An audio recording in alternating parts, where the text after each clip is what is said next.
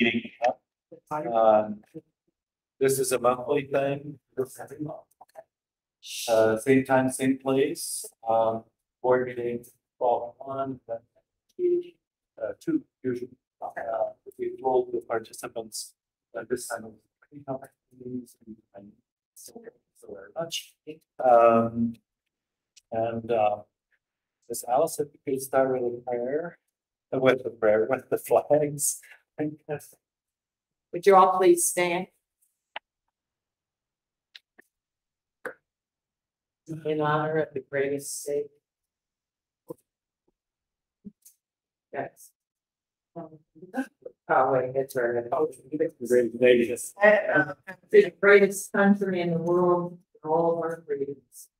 I pledge allegiance to the flag of the United States of America and to the republic for which stands one nation under God, indivisible, with liberty and justice. And now for the greatest state. Under the flag, I pledge allegiance to thee, Texas, one state under God, one indivisible. Joe, are you going to switch the prayer? You can't start the meeting. If you will bow with me, please. Our Father and our God, we come humbly today, thanking you for your blessings and always seeking your guidance. We thank you for the Community Response Task Force, every member and their commitment to making our community prepared and able to respond in a timely way. Please look over us and bless us and keep us in your care. Amen. Amen. May I also add, please, pray for Israel. Yes.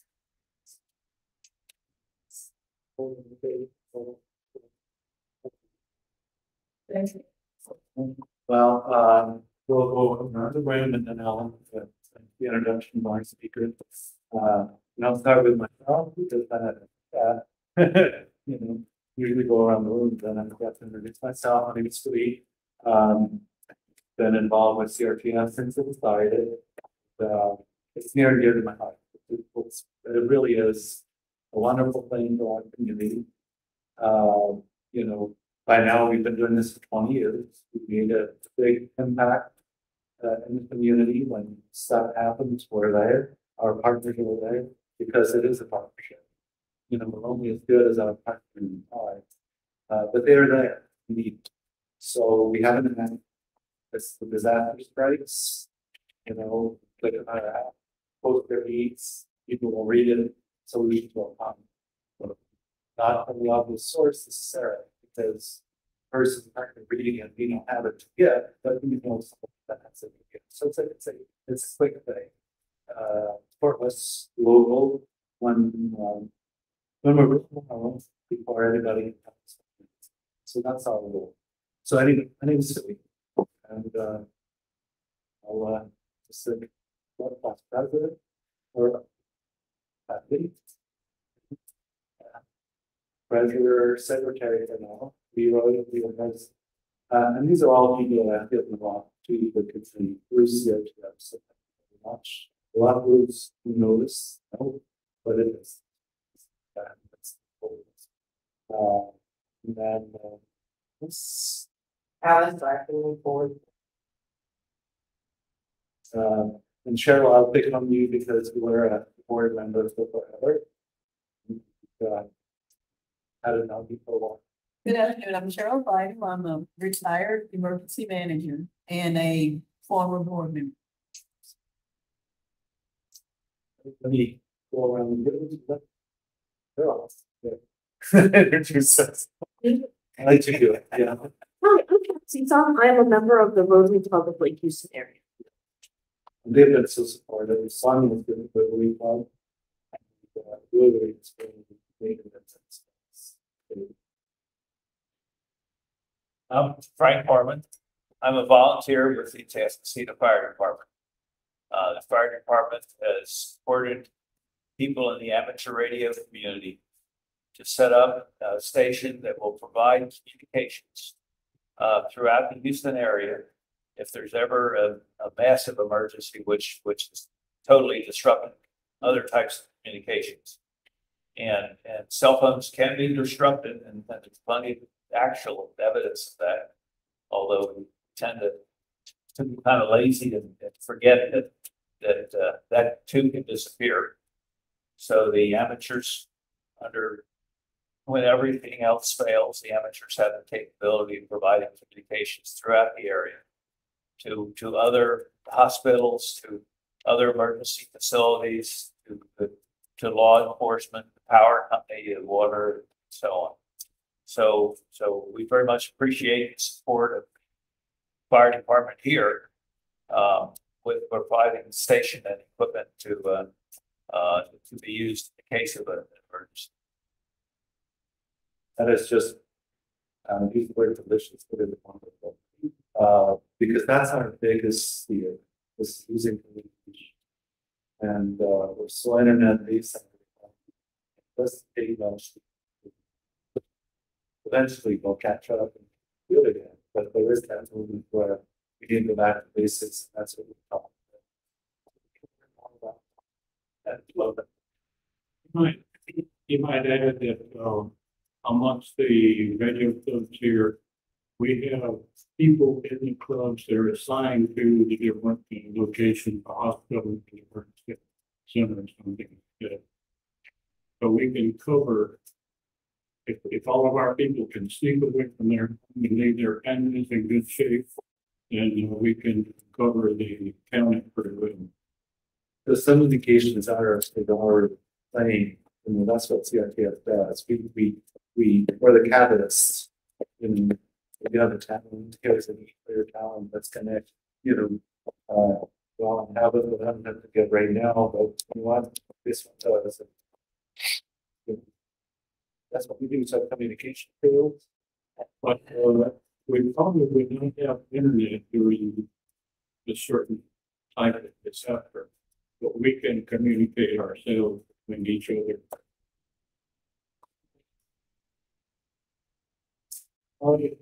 Well, this is my daughter, Polly.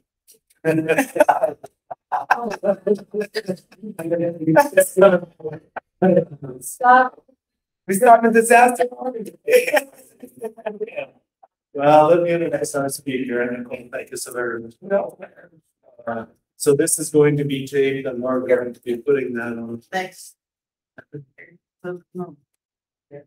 So anyway, Nicole, thank you so very much. This presentation, and then cleared it with all, is going to be taped and put on the website. So anybody that you can refer to the website, this is going to be on. That's great. Quite often, so you can also use it as a reference. Thank you. But Nicole Planting Jones, there we go, has been with ABT since 2014. The date of his song all holds a degree in child psychology from Texas Southern University, and a degree in art and organizational management from the University of Phoenix. And as a youth and family certified life coach, she has 30+ years of experience working and founding community efforts to broad field of opportunity for today's at-risk youth. She is currently the outreach director of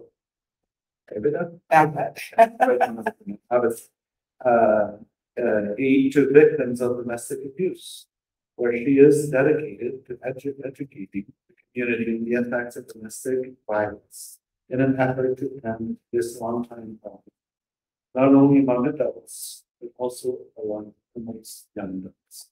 So thank you for accepting me.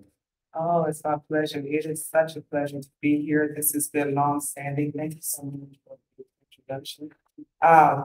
This is passion for you guys doing what we do. We work in the community and you make a difference. And for that, I'm very grateful for this opportunity to come and talk about, domestic violence. We see it every single day when we put on the TV, and there is progress. We're going to talk about that, but we know that there's still a lot of challenges that we have to overcome. And you guys are a part of overcoming that challenge. So again, thank you for this opportunity to be here. As you mentioned, 30+ years, and I'm thinking to myself, wow, 57. And it doesn't seem like that I've been doing this for that long, but I started off working with young adults which has inspired me to work with adults who are victims of domestic violence, because that's where it begins, right? It starts with someone growing up in a household where they either witnessed domestic violence, whether it was a mother who carried a child in her womb who was more affected by domestic violence, or a child who witnessed it. And research showed that that individual either grows up to be a victim of domestic abuse or they end up being a perpetrator. But nevertheless, we're here to make sure that both the victim and the perpetrators are receiving services in order to deal with this disease that we call domestic abuse.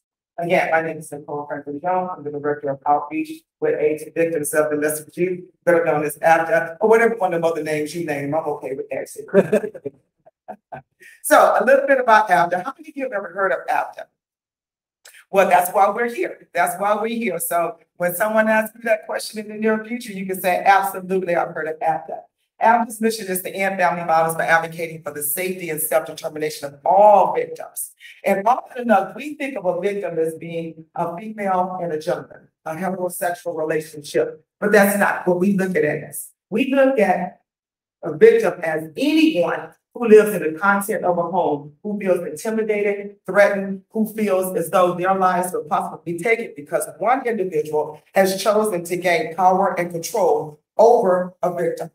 And when the perpetrator is out to make sure that they are able to gain that power and control, they don't care whom and where they have to go through in order to do so. So that means that anyone in that home can be in danger. It can be mother and daughter. It could be heterosexual relationships. It could be same-sex relationships. It could be father and son, and unfortunately, even elderly abuse. And so we're going to talk about some of those different things, and I'm going to give you some red flags to look for when you have anyone who may come in contact with that is sharing their testimonies, because the interesting part about a victim is often enough they don't know they're being victimized. Someone who grows up in a household where they are normalizing victimization, they don't recognize what healthy is. So we're going to touch a little bit on what is healthy as well. We also promote accountability for the abuser. As I stated earlier, when you grow up in a household where abuse is prevalent, we have a choice to either grow up to be a victim or a perpetrator. However, it's not our job to judge why a person has become a perpetrator. That's not our job. Our job is to make sure that they have the tools which they need to be accountable for their behavior so that they can no longer serve as an abuser in a relationship. We also foster a community-wide response to abuse. This is the part that I do every single day, and I love it.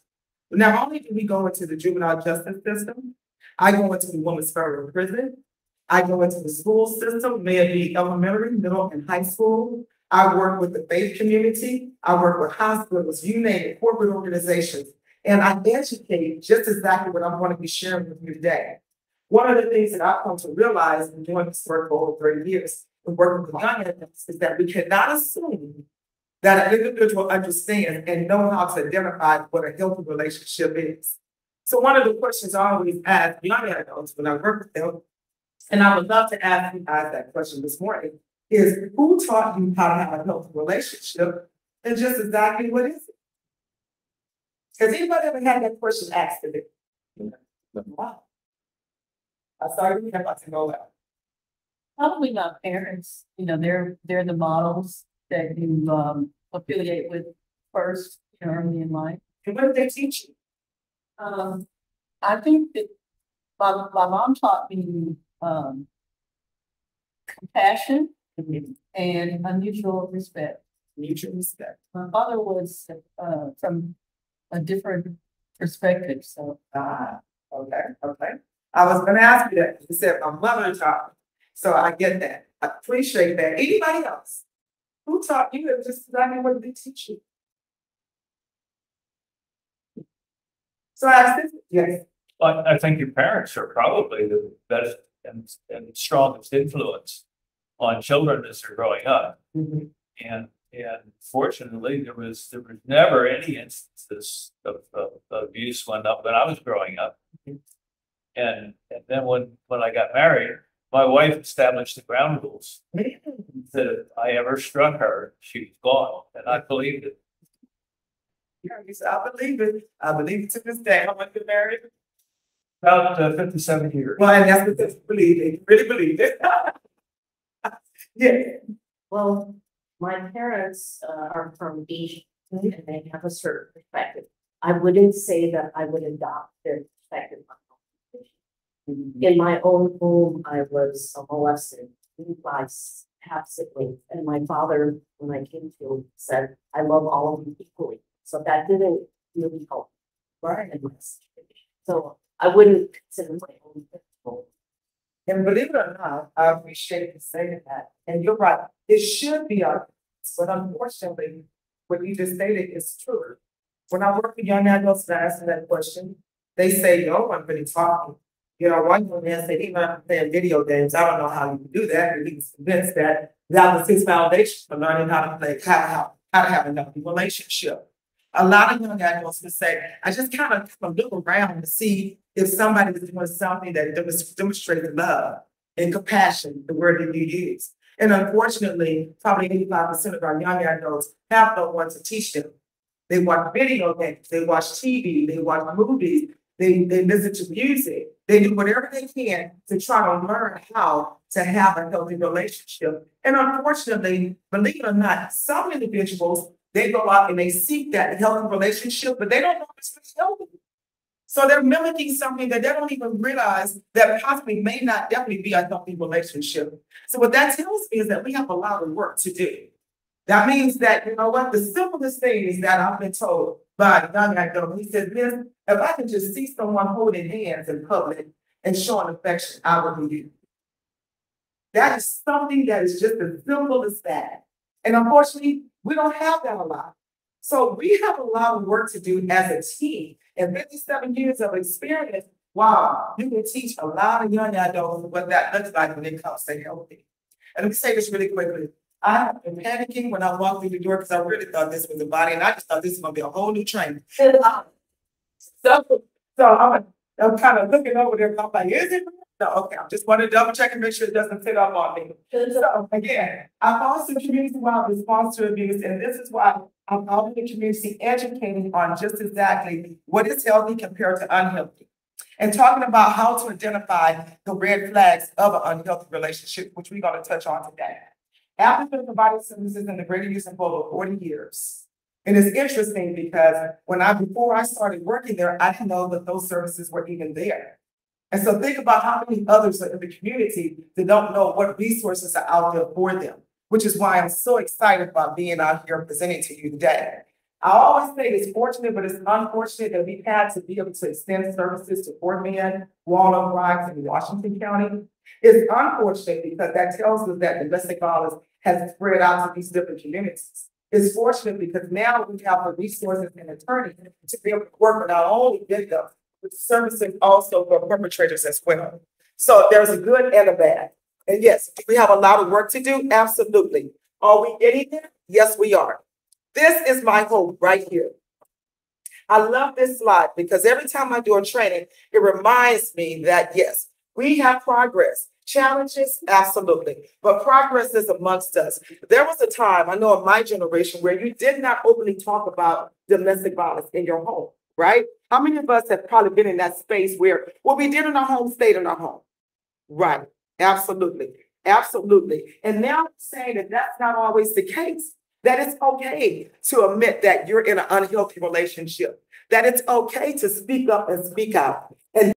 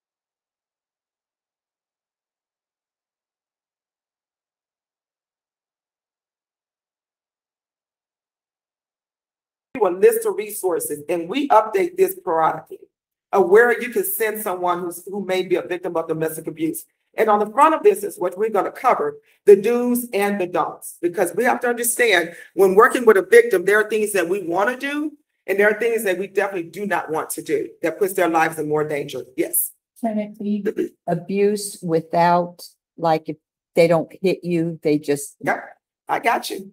I got you. I got you. We're going to cover it today. We're going to cover it today. I'm going to get it in and talk real fast. So again, if this sheet here, I can send this part to you if you want it. That's not a problem. Because I think this is extremely important, right? It's just good practice all the way around. It's good practice, period. I've done it so that, forbid something happened to my home, everything that I need to get me started is right there. It's in one place and I can access it anywhere. So again, we mentioned this earlier. It is not uncommon for intimate partner violence to reconsider their report. It's not uncommon. A lot of individuals will say, well, we tried and this person got arrested, and when they called him, they took him back, they bailed him out. That is not uncommon. That's the first thing. Because keep in mind, the perpetrator does not stop manipulating, does not stop trying to dominate and control because they're behind bars. So they're constantly calling, they're constantly seeking out the victim in order to intimidate them. And you got to think about it. If this person has been going through this level of intimidation for years and years, what do you think they're going to do? Because someone has called them and said, I love you, I apologize, please, it will never happen again. If you don't bail me out, how do you eat? Right? So put yourself in the mind of that victim, because the perpetrator knows just exactly what to say and what to do in order to make sure that the victim reconsider what they have done and they take them back. So for that reason, we cannot judge that victim for going back to that perpetrator. When we talk about the different types of abuse that we focus on, this is the systematic pattern of abuse that a perpetrator utilizes in order to gain and maintain power and control. And we often think that it's just one, right? Often enough, we always think it's emotional. And yes, it is emotional, but it's also physical, sexual, technological, spiritual, financial, immigration, and stalking. And a lot of victims would say it did not even start with physical or sexual. And why? Because physical and sexual is considered arrestable offenses. If the police officer come out to the home, it's evident that somebody has been physically sexually abused. Case closed. So the perpetrator got smart. We call this is called the power and control wheel, which I will share with you. Perpetrator got smart. They no longer started off physically and sexually abusing the victim. They start utilizing other resources in order to do so. And I'm going to share some of those with you. And so when we're working with individuals and they're talking, and they don't even know that they're being a victim of domestic violence, they start sharing some of these different types of abuse that they're going through as if it's this general conversation. And with our ear, we start thinking, wow, that's not healthy, right? That is extremely unhealthy and abnormal. So I'm going to give you some red flags and some examples of what I'm talking about. Starting with physical abuse. A lot of victims do not call 911 because they say, well, I don't have any bruises, so who's going to believe me? We will believe you. That's our job. We will believe that you were a victim of domestic violence without those bruises, because it could be any of these things: slapping, holding them down, slamming doors, using a weapon, spitting, the most derogatory thing in my mind you can do. Think about, these are all the things that victims are going through. But what's interesting about this, victims would say, well, shoot, this is how I grew up. This is what I saw. So I didn't know that it was considered physical abuse. So they normalized it. They didn't think anything other than that. The one that I'm going to pull out is strangling. Strangling is the one that, to me, is, we talk about a weapon. That's the one that gets thrown out of court all the time. Because what's the difference between choking and strangling? What's the difference? Choking is accident and strangling on purpose.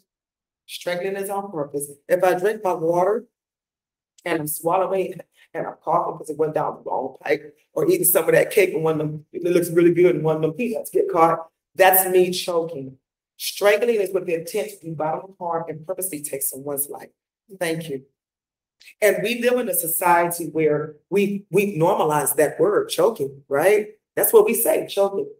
But when you go to court, the DA can fight that and say, no, this person said choking. There was no intent to take that individual's life. Nowhere in the report did it say strangulation. Nowhere does it state that, because strangulation looks like this to individuals. And so when we go out to the home and a victim says that person was choking and they're taking that report, we want clarity on that. And we send them to an emergency room. We send them to an after-hour clinic, because if you're like me, bruises don't show up until a couple of days after. But this is documentation. So when individuals walk through your door and they say that person had their hand around my neck, immediately send them to an ER.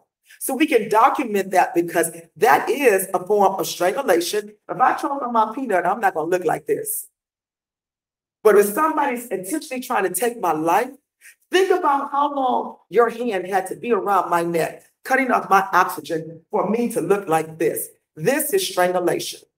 This is where education is key. So again, when we talk about the signs of physical abuse, if someone is communicating with you and they're saying this person threw objects, blocked me from leaving, red flag. Any questions on that? Then there is sexual abuse. When we're working with victims, we often think, well, this person didn't intentionally rape me, or the unwanted kissing and touching. Yeah, I said no, but they continued. When we're listening with a different ear to victims, they're sharing all of these things. Well, there was chronic cheating. This person was obsessed with pornography. And by the way, this is where human trafficking starts, cheating and pornography. We often think it's like that movie Taken, where you go to another country and someone takes you and forces you to do things that you don't want to do. That's not the case. That's not where it starts. It starts right there in the content of a victim's home with someone that they love and trust. What they love and trust. They put them into trafficking. It starts off with pornography being something that was recreational until it became an obsession for that individual. It became their reality. It became something that they had an expectation of when it came to their mate. And if their mate did not make them do it or do the things that they wanted them to do, they made them feel guilty. Or they would leave the house and have them wondering what they were doing out in the world. So therefore, the victim conformed to those things as a way to just be there and keep their partner. And their partner has recognized that and utilized that as a tool in order to dominate and control. Now this individual has found him or herself in a situation that they cannot get out of for just one simple thing: shame, embarrassment. So they end up staying and enduring this. And unfortunately, a lot of them end up turning into human trafficking as a result of it. Sexual abuse. And then, of course, it's emotional, right? How many of us know somebody that this is what's normal? You know, you're in a household where a person didn't listen. You know, there was a lack of respect. Somebody minimized that person's feelings.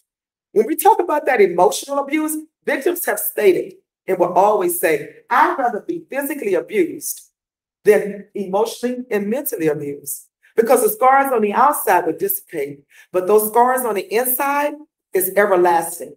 There's not a pill that you can take to get rid of that level of trauma as a victim of domestic violence. You cannot be diagnosed with that. You can manage it through therapy, but it will always be a part of your everlasting existence on this earth. So when we're working with victims, this is what they're hearing. This person, I grew up in a household where no one listened, or we had doors slammed, or this person was banging against walls, or this person was not respecting my mom or my father. When I grew up, I always tell individuals, I'm a mother of two. And my daughter, sometimes I think about how old kids are. She's 36 and she is an MD right here in Houston. And beautiful, I have my first beautiful grandbaby. She just turned 1 and I am in love. I didn't know I can be in love like this, but I am in love all over again. And then I have a son who is serving his country in the Navy. He's 27. And I had to go back and re-raise my kids and talking about what is considered healthy. Because I grew up in a household where my mother was about this short. And yeah, she was a little bitty thing. And my dad was 6'7". And my mother minimized his feelings, never listened. My mother would put him down, yell at him, curse. And I looked at my mom, and she would be down here. My dad was up here, and I thought to myself, "Ooh, I'm gonna be just like her when I get older." She's strong, she's resilient, right? I admired that behavior as a young lady. And I thought to myself, when I grow up, I'll be just like my mother, and no gentleman is going to overpower me. But I was wrong, because it's until I saw my daughter do these things to her husband in front of all of us on a Thanksgiving day. And I remember going to my husband and I said, "Oh God, did you see it?" And he was like, "Yeah, I was having sex. Yeah." And I said, "I don't know where she got that behavior from. But I know this much. I'm going to talk to her." He backed up and he said, "You're about to do some of these things to me that you talk about in your training." And I was like, "What do you mean?" He was like, "She got it from you. And you got it from your mother. And your mother got it from her grandmother. And it's generational." And he said, I couldn't even be angry. He said, "I love you, but this is something that she inherited, and she didn't ask to inherit it." And I had to go back and re-raise both of my children, because I know that my son deserves to have a healthy relationship, and my daughter needs to understand what healthy is. Because I didn't want them to inherit something that they did not want. They gained something that they don't even know where it came from. And that's why I say sometimes we have normalized those unhealthy behaviors, because that's all we see and that's all we know. So again, if you know anyone, let them know that, you know what, this is not okay, but that's okay. We can work through it. We can work through it. Then there's financial abuse. A lot of victims, this is why they stay, because they don't have access. They don't know where they're going to go. They have children. How do I eat? This person has withheld money. This person doesn't share money. This person uses money for foolish purchases or gambling or substance. So we have to understand when we say, why do victims stay? Because they don't know what else to do. They're stuck, even to the point where when we have elderly individuals, they're being threatened. "I won't pay for your medication if you don't give me your check on the first." That's family members and that's their spouse. We've had elderly where I'm only going to buy you one insulin pen. And if you don't give me sign your check over, financial, then I don't know what's going to happen to you. We never stop and think about elderly abuse and what they may be enduring, but it happens every single day. Also, just not paying for education to better yourself. That's financial abuse. If I don't allow you to get educated, that means that you will always be here. You'll never be in a position to go out and get your own money. So I want to keep you here. So every time you ask me to go back to school, I'm going to tell you no. So all of these things and more is how we consider what we consider to be financial abuse. And we listen for these things when individuals are talking to us and they're saying, "I don't know if this is what it's called. I don't know if it's okay." And it's not okay. And we have a name for it, and it's called financial abuse. The same for spiritual. How many of you have ever heard of spiritual abuse? I call it hidden. It's hidden. What do you think I mean when I say spiritual abuse? How can you spiritually abuse someone? And this is happening more than you ever can imagine. Going against their belief system. Going against their belief. What else? Against their will, of course. Telling them the devil's gonna get them. The devil's gonna get them, or what does it say about obey? What is it? Honor my father. Honor my mother and our father. But it also says what about your mates? Obey, right? Yeah. He's the head of the household. Right. And I agree with that wholeheartedly. Me too. But when does it become abusive? When you lose your voice. Yeah. When you're being minimized. When you don't have a choice. This is where you're going to worship, no matter what your culture is, no matter what your faith is. This is where we're going to go to. And victims have said, when I met this individual, this is all I had was my faith to keep me grounded. So imagine if somebody comes to you and say, you can no longer worship there. As a matter of fact, you can no longer have a faith if you want to be in this relationship. Right? Or they take those verses and they turn them around to apply to that level of abuse to justify it. Wow, that's power. Where someone is able to utilize that as a tool to dominate and control. But guess what? It happens every single day. And now we have a name for it. It's called spiritual abuse. Any questions on that? And then there's that technological abuse. Now, I thought it was just not knowing how to use a cell phone, because I'm still trying to work on that. But it's bigger than that. And so when we talk about technology being a blessing and a curse, yes, technology is a platform for us to talk about services out there, and it's a platform for survivors to share their testimonies. But what we now have to start doing is educating individuals on how to utilize technology, such as make sure that you remove anyone from your social media that you do not recognize. Make sure you do not accept anyone via social media that you do not recognize, because it could very well be the perpetrator. Always tell victims, get off of social media, period, because it's the fastest and the quickest way for someone to stalk and harass you. And to figure out where you're located. I assure you, if I go get my phone and pull up a friend of mine, I can tell you where he or she is eating right now. No one should be that accessible. I know where several of my friends are out of town, where they're going on vacation. We put everything on there innocently, right? But in the perpetrator's mind, that's golden. So we have to make sure that we're working with individuals for their safety, that we start talking to them about how to deal with technology. Excessive texting and phone calls, unfortunately, this has flipped on victims. Because remember I said, one of the ways to dominate and control is when a perpetrator leaves the house. What do you think the victim is doing? They're calling, they're texting. Oh my God, where are you? What's going on? Well, who do you think is keeping that documentation? The perpetrator. So when they go to court, who do you think is saying, I've been harassed and stalked and I have the proof? It's the perpetrator, not the victim. So we have to educate them on, number one, do not respond, and keep that information in a Yahoo or a Gmail account where you can utilize that as documentation to go to court. Documentation saves lives, period. You cannot argue with that. That is facts, and that supports our attorneys when they have to go to court on behalf of those victims. The other thing here is that we talk about sexting and texting. It's interesting because, we teach young adults that that's illegal. But I never thought I'd see the day when I have to educate adults on not sending inappropriate pictures because, again, all I got to do is just hit one button and shoot. Your whole life is destroyed. Back in the day, we had a pager and a quarter. I don't think too many lives were ruined with a pager and a quarter. But now I can do whatever I need to do to control you and dominate you by threatening just to push that button on social media. So for that reason, pictures are so inappropriate. And we try to teach adults, do not put yourself in that position for someone to be able to utilize that as a way to destroy you. We did a training with law enforcement out in Waller County. And this was the top of the line for me.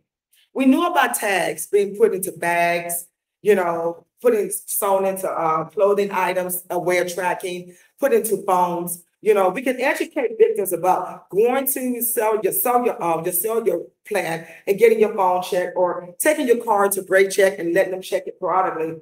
But we did not talk to them about drones. And that was the one that was new for us.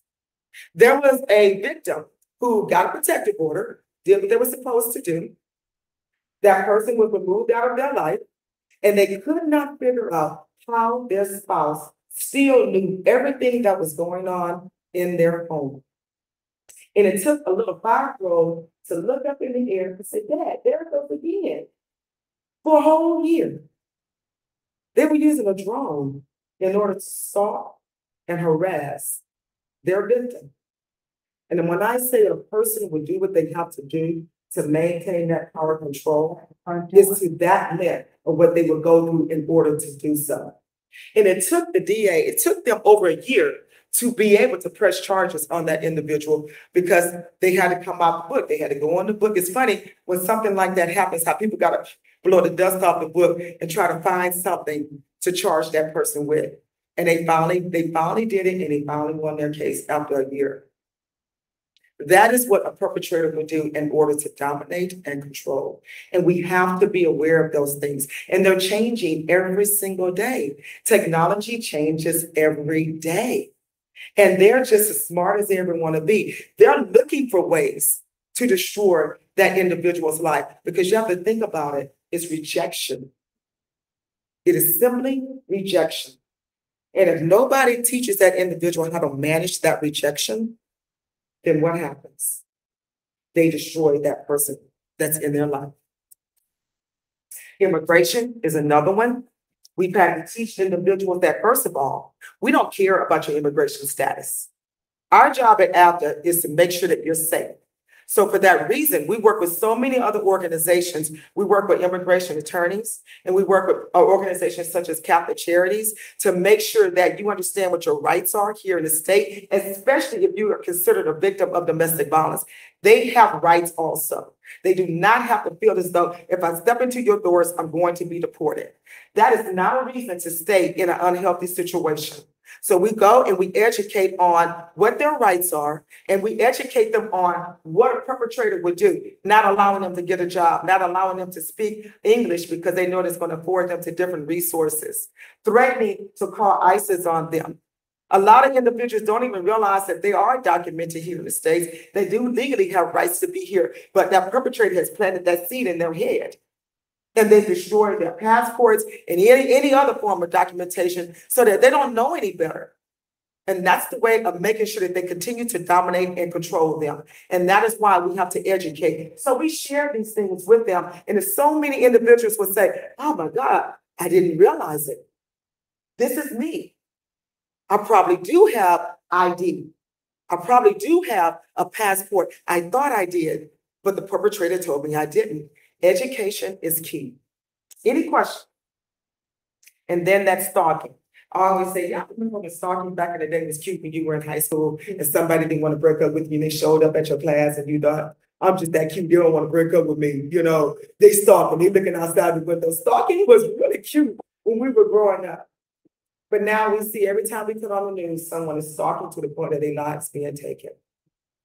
And for that reason, we have to encourage individuals to get protective orders. Not only get protective orders for themselves, but get protective orders for their family members. I went to a daycare and did a training about 2 months ago and found out the lady called and she says, he's not stalking the wife, he's stalking me and letting the wife know. He was showing up at the mother's job. He was showing up at her church. He was showing up at the grocery store. And she just assumed that protective order did not apply to her because he physically was not abusing her.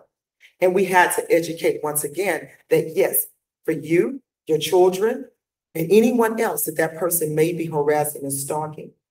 So I say that because if the perpetrator wants to taunt that victim, they will show up right here. If this is your place of employment, they'll show up and they won't harass the victim. They'll harass you, the person, your friends, your coworkers. So that's why documentation, again, is so important because documentation, once again, saves lives. And again, we have to understand that perpetrator does not care as long as they can get to that victim. Any questions? So we know that 1 in 3 women would have experienced domestic violence in their lifetime, and unfortunately 1 in 4 to the point of their lives being taken, which is why we are very fortunate to have on our board the head of one of the hospitals here in Houston. And she's done videos so that we can start training pediatricians, we can start training doctors on what to ask and what to look for. Because what we know is that 1 in 9 women would end up in ER just in the past year, 1 in 9 in primary care clinics. And unfortunately, they will walk in and they don't know what to call it based on the abuse and the level of trauma. But they have chronic pain, anxiety, depression. They're drinking more. They're probably using substance more. They're doing whatever they can to cope. And so we're being fortunate to be able to start working in that medical area, to be able to educate, provide resources to them, even to the point now where pediatricians are now asking the question, when you carried this child, did you experience domestic violence? Did this child witness, the born child, domestic abuse?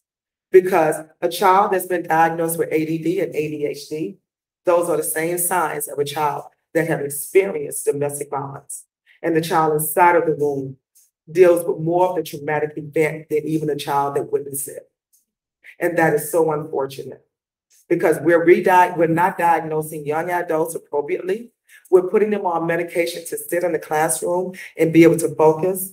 Instead, they need to be dealing with and going through trauma counseling to be able to manage that fight or flight because they're bouncing off the walls for fear of what's happening at home.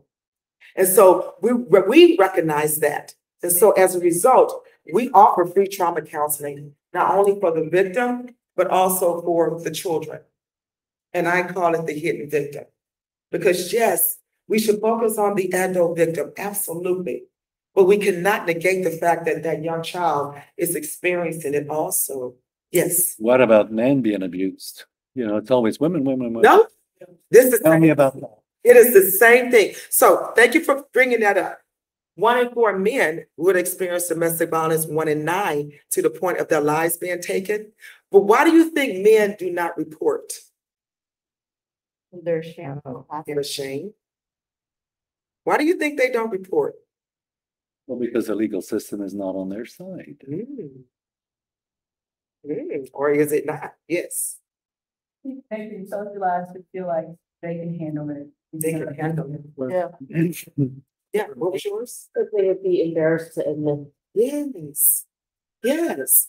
Gentlemen have told us time and time again, would anybody ever believe me? Mhm. You know, oh, no, I'm macho. No, I can't. You know, how do you think? So we call it stepping outside of the man box. So we work with young gentlemen. We do coaching boys into men where we train and work with coaches. We go into the schools and we work with young men on a program called Live Respect, just teaching them that they have rights also.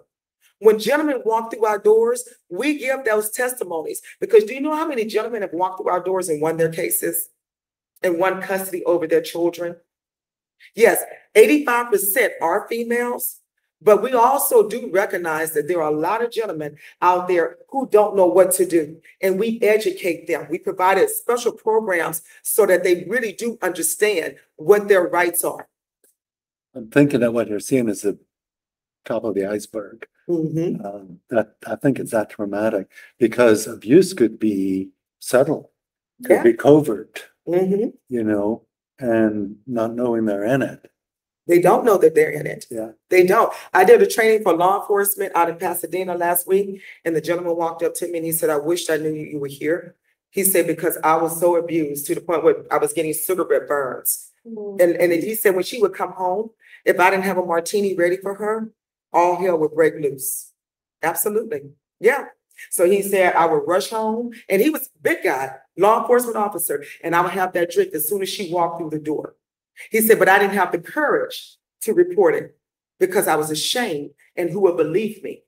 And so the teachable moment here and what we're trying to do is make sure we educate gentlemen on you have nothing to be ashamed of. Remember I said, I tell my son, you deserve to be in a healthy relationship just as much as my daughter did. But it starts with us teaching our gentlemen in our community that healthy applies to them as well. Because if we don't see it, if we don't display it on media, then will they ever know that they have a right to? Absolutely not. And so many of our gentlemen are incarcerated as a result of something that they did not do. And we recognize that. So when I say services are there, they're there for not only females, but they're there for gentlemen as well. Or even driven to do what they don't want to do. Driven to do what they do not on a power thing. She's in charge. She's going to show them whatever. Absolutely. Absolutely. Yeah, I've seen that. Yeah. And we have to start communicating. And this takes all of us to be able to do that. Yes. Why do you call a male a gentleman if he does that? Well, this is our thing. No one should be judged for being an abuser. No one, because we don't know what happened. We don't know. We don't know how that individual grew up. May it be female or a gentleman. We don't know. They could be a very good person, but they grew up in an environment where someone told them that this is what a gentleman is. You remove that person's voice, especially for some cultures. You know, to him, he was being a gentleman. To him, he was being a great husband. Because if that's what you saw, then that's what you know. Right? And that's what it was titled. You are outstanding because you stood up. You're a provider, right? So we have to change that. And that's one of the reasons why I say, when I go out into the community, education is key. And we start with young adults in the detention center and in the school system, just educating them on the importance of stepping outside what we call the man box and not be afraid to have a voice. Because inside of that box, you are accepted, and the title of a gentleman is there. The title of a man is there, right? But when you step outside of that box, what are you called? Weak. There are other words that I could use that we call them. So what do you think that person who tried to step out does? They go back into that box because it's more acceptable. And that's what we have to change. There's a video that I show when I'm working with young men. And it's about a baby who steps up and he goes to the pediatrician, and he's, how old is the child? I think he's like 2. And the nurse gives him a shot. And the dad stands there and he says, man up. The little boy has a shirt on. He was like, be a man, shrug your shoulders. You're about to take it. You can take it. And the little boy hits his chest. He's like, I'm a man. And when the nurse gives him a shot, he wants to cry so bad, but he doesn't, right? And my question is he a man? No. No. So we've taken away all of his young childhood development and said, be a man and grow up and take it. So when does he become a child? So he grows up and he thinks that a man's not supposed to cry. A man's not supposed to show emotions, even when they're hurt, and they have to take it. And we have to change that. We have to allow our young men to be babies, toddlers, infants, all of those stages normally. I teach my son, you better cry if you fall and skin your knee. That don't mean that you're less than. That means that you're normal. It's okay. But we have to start working and changing that, right? So again, gentlemen, because he didn't ask to be in that place, somebody gave that to him and said, you're still a good dude. You're still a gentleman, right? So power and control. Mm-hmm. Remember I said that ring, arrestable offenses? Because this wheel here was created from females who were in a shelter, and they developed the wheel. It's called the Duluth Project because they wanted gentlemen to understand what they were doing to them, because they felt like they didn't really understand. And it's interesting because we do have the BIP program for females and gentlemen, and they will collude with one another, no matter if it's females or gentlemen, and they say, well, no, did I do that? Yes. You did not physically or sexually abuse your mate, but you use the things on inside of this will to do that. You use intimidation. You emotionally abuse that person. You isolated that person from family, friends, including their faith community. You made that person feel like it was their fault that the abuse was happening. You minimized it.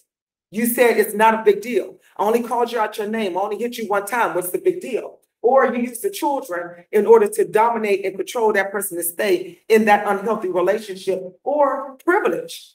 Treating that person as if, you know what, they were a servant. That person made all the decisions in the household. Doesn't make any difference if you're a male or a female, it's still wrong. Making sure that economically, I dominate, period. I control, now, I'm not gonna lie, I control the budget in the house, but you better believe my husband knows what's going on. And vice versa, except for when I buy shoes. We don't need to know everything, right? That's my personal business. But other than that, this is what this is what they're dealing with. And then the worst, coercions or threats, threatening to do harm to family members, threatening to do harm to the home, threatening to do harm to pets, and unfortunately, even threatening to do harm to oneself. A person would literally make the attempt to take their life in order to keep that victim in that unhealthy situation, because victims would say, I can't live with myself if something happened to that individual. One gentleman refused to do chemo because he knew that, shoot, if I do it and I get better, she leaves. So I refused every time this person threatens to leave. And she stayed. She stayed. So when we talk about gaining that power and control, it can be any of these things. And let me say this. This is different for everyone. And it is not our job to tell anybody to walk out of a relationship, right? That's not our place. That's not what we do. But we will say this. If it's one is too many. That's justification for a conversation. That's justification for we may need to get some help, but not to sit on it, right?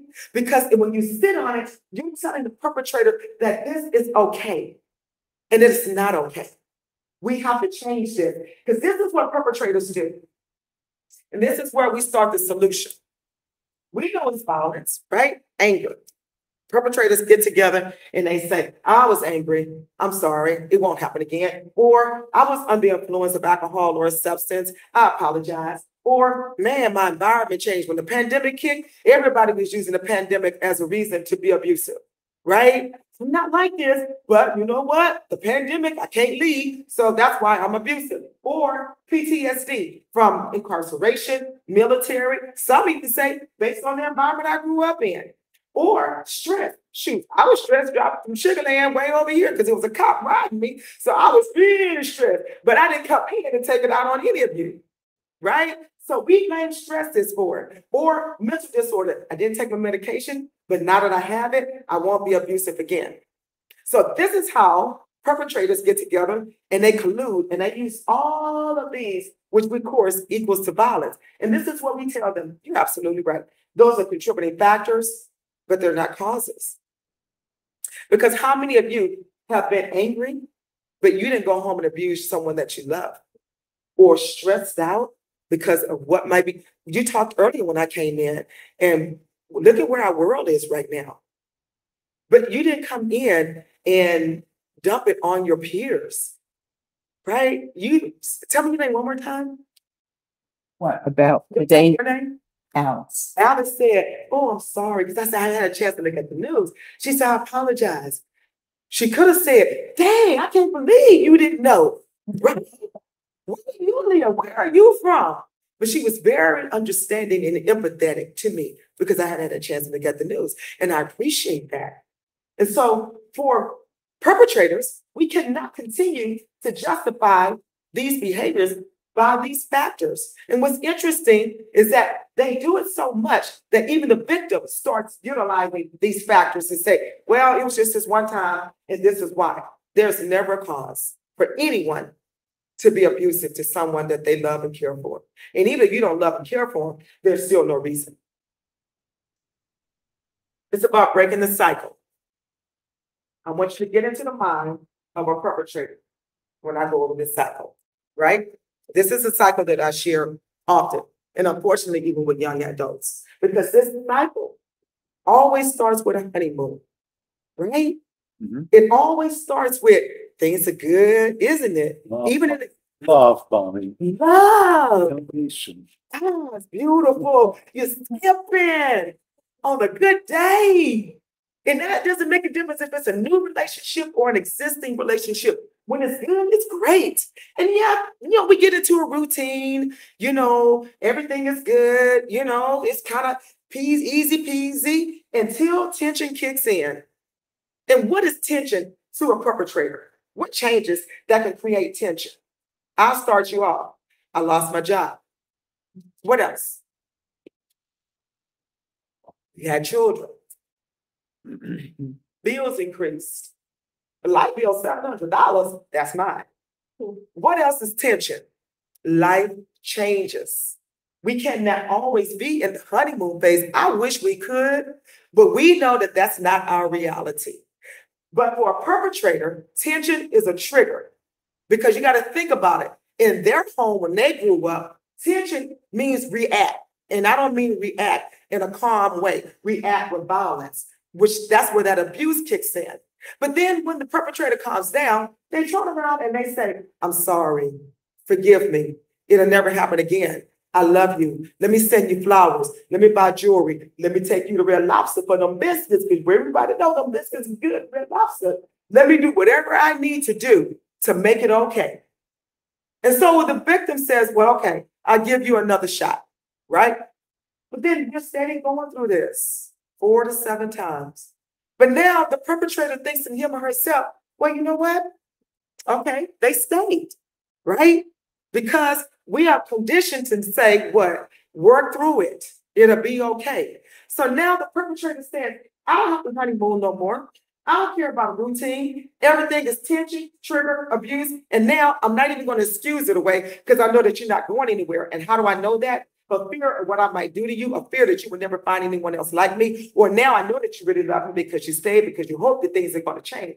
Or now you're financially dependent on me, so you're definitely not going to leave. Or pressure from your family or friends, because when I'm around them, I am Superman or Superwoman, right? So everybody loves me, so they're looking at you as if you're the problem. Or now, dang, my faith belief or my culture. I got married.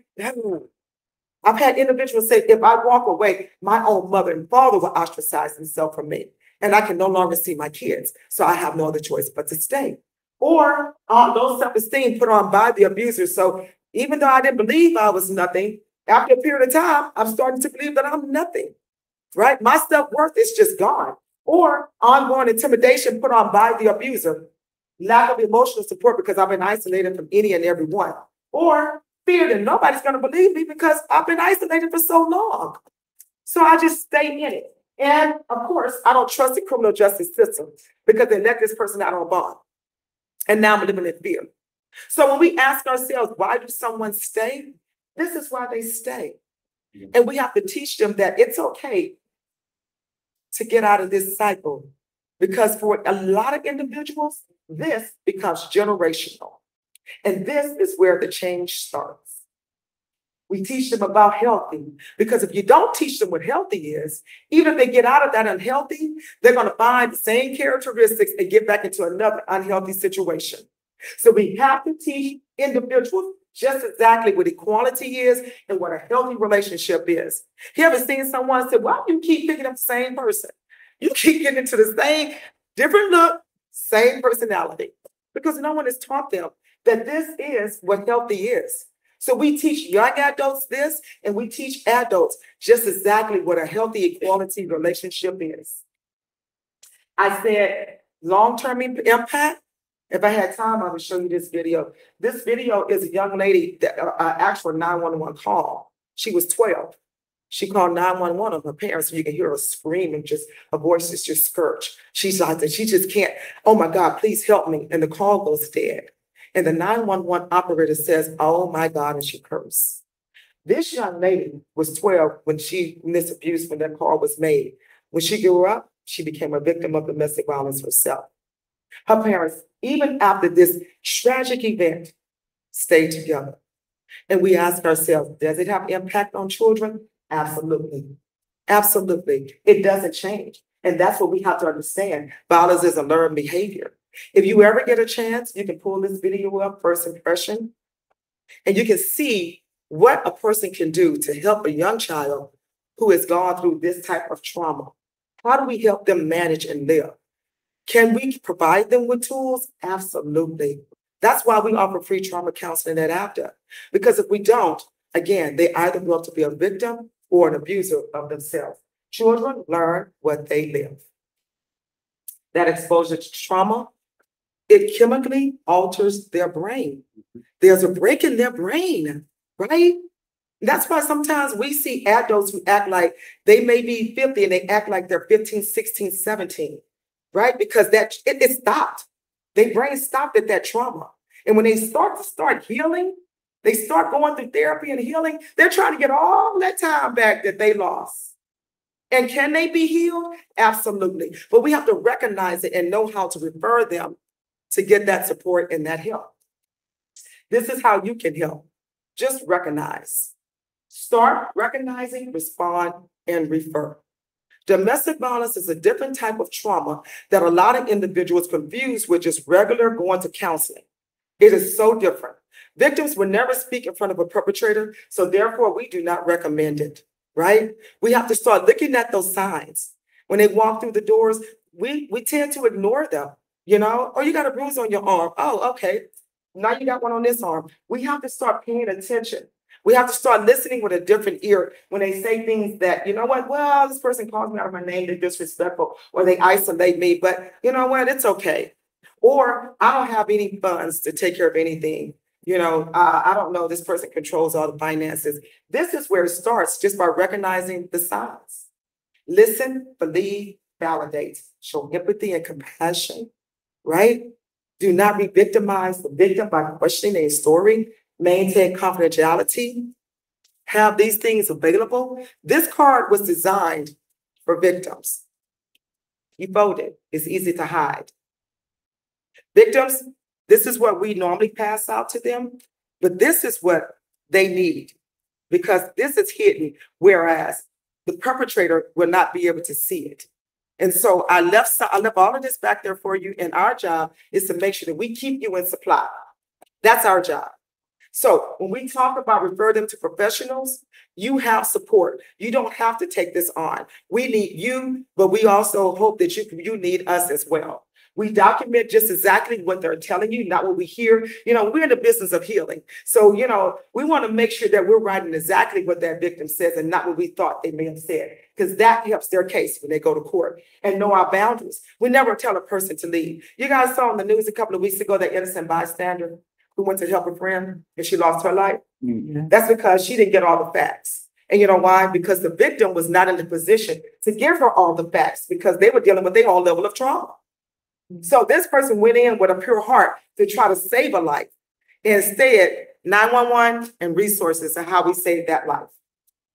And the victim is still here, but the bystander life has been taken. To let them know that they don't deserve it, that you believe them. And again, help them get the help that they need. And this is what it is. It's resources. A victim will never leave until they're ready. And that takes courage. Don't give advice. Don't judge or blame them. Don't offer mediation as a solution. Don't question their stories, and definitely don't cross boundaries. And those boundaries is going to the home and helping them get out of it. Know that trauma, their traumatic event, is not over just because that perpetrator is out of the home. It's not over. It's still there. It doesn't go anywhere. Remember I said fight or flight or freeze? That's what the victim is going through. That's what they're going through. Remember, it's trauma. It's dealing with their feelings, their bodies. It's in them. Yes, can it be managed? Absolutely. But it always stays with them. Always. So, resources. We are here. ABDA is here. We offer free. People are like, not free. Yes, free. Free legal representation for victims who want a divorce, who want to get out of that situation. All we ask is that the abuse occurred with any of our counties for 90 days, or they have lived in those counties for 90 days. And of course, they're not with the perpetrator. If that's the case, we can help them get a divorce. We help them get a protective order. We can help them with child support. If they have removed themselves, if they're trying to get custody, we can help them with that. We have the best attorneys around, and they work tireless hours to make sure that they're there for that victim. If there is someone, say, for example, that a mother, a grandparent who lost their child to domestic violence and they're trying to get custody of their children, we offer that service to them also for free. We help them with safety planning. If you run into someone and they said the shelters are full, or I have a place to go, I just need some funds for a hotel to get me to food and shelter for a short period of time, we have funds that can help them with that. We work with so many organizations and we keep up with them and we update this, that instead of having to call all around, they call us, we'll do that work for them. Financial tuition, individuals who go through the divorce and now they found the strength to go back to school and finish their education, but they don't have the funds. We help pay for their financial tuition because we know that if they're sustainable financially, then that assures us that they don't have to go back to that unhealthy situation. I mentioned individual and group counseling. That's free. Not only do we have counseling for the adult, but also for young adults. We offer free youth education and prevention. We go out into the community, we do health fairs, we set up tables with all of these resources for you. No matter where it's at, church, hospital, corporate offices, it doesn't make a difference. Our job is to get the word out. The only program that there's a fee attached to is the BIP program. That's the Veteran Intervention Prevention Program. And that program is an 18-week psychoeducational group designed specifically for the perpetrator. We have these classes in 19 locations in English and Spanish, for male and for female. We are the only state accredited program in the state of Texas that is approved. We always tell our perpetrators this is not anger management, it's not couple therapy, it's not a substance abuse counseling group, and it's not mental health therapy. So when they come to us, we do an assessment. Why? Because if we're taking someone in that's on the influence of a substance, that means that we are working with them, the substance and not the individual. The same thing with the mental health. If they're not on their meds, then they will not be able to comprehend the importance of taking accountability for his or her behavior. So for that reason, we let them know that, and we make sure that they understand just exactly what this group is. Yes. Programs that kind of mandated By the court. Yes, but it doesn't have to be. We have individuals that, after I go through this presentation, they'll wait till everybody clear out the room and they'll walk over to me and they'll be like, I think I got some of these signs as an abuser. Can I, they're gonna whisper, absolutely, you can sign up also.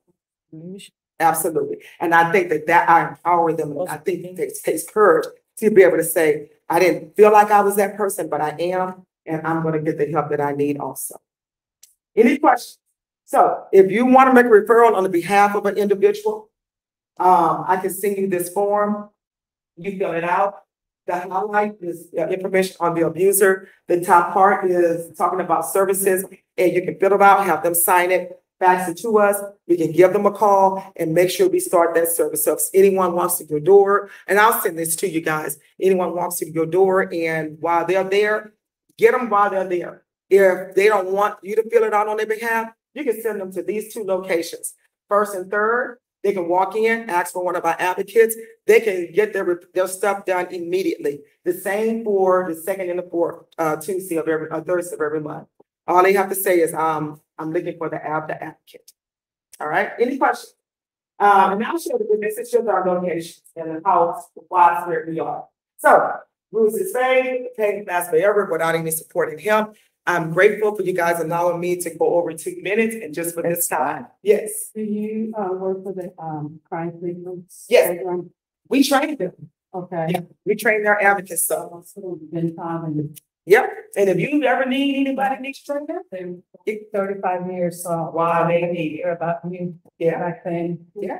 So that's a good thing. Yeah. And if you know anyone who needs to training, just tell them to give me a call. This is what I love to do. I'm passionate about this. You know, any other questions for me? Yes. Is your group supported by the state or how? We get state funded for the BIP program. We get state funded and private donors also. We get a lot of private donor money to support and pay for our attorney fees. My program is state funded. I get state funding for my program, and so yeah, we count on our grant writer to write them grants and keep us going. I have one other. Sure. What relationship do you have with CPS? So, believe it or not, we have another grant that I go out and I train Children Protective Service, and they refer some of their mothers to us and fathers to us. The reason being is because it's unfortunate, but a victim who keeps their children in that situation and they don't walk away from the perpetrator, unfortunately, they look at that as abuse and their children can be taken away. So they'll refer them to us to come in and start understanding and learning about some of the things that I shared with you. So it's unfortunate, but yeah, we have a close relationship with Children Protective Service. Thank you. I appreciate it. I think you got all of us on hello when you did it.